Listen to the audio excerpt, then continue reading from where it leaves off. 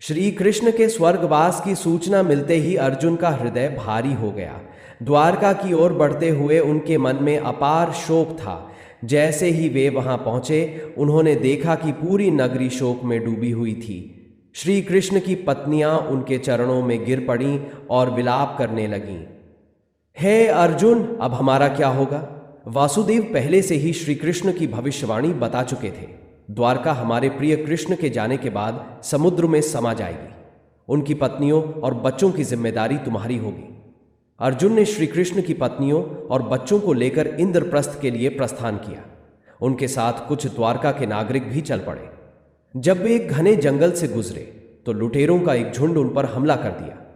अर्जुन ने अपने गांडीव को उठाया, परंतु आश्चर्यजनक रूप से उनकी शक्ति पहले जैसी नहीं रही।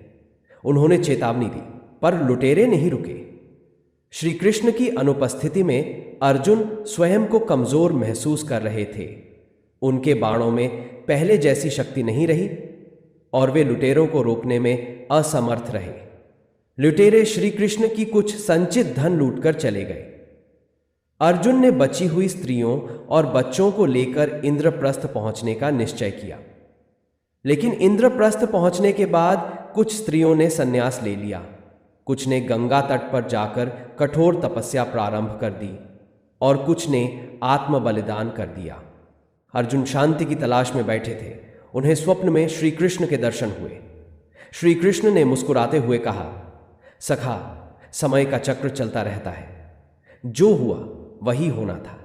अब कलयुग का आरंभ हो रहा है और धर्म धीरे धीरे विलुप्त होगा।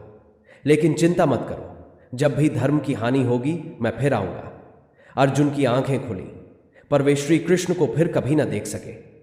द्वारका समुद्र में डूब गई और अर्जुन ने धीरे धीरे अपनी सांसारिक जिम्मेदारियों से मुक्ति की ओर कदम बढ़ाना शुरू कर दिया।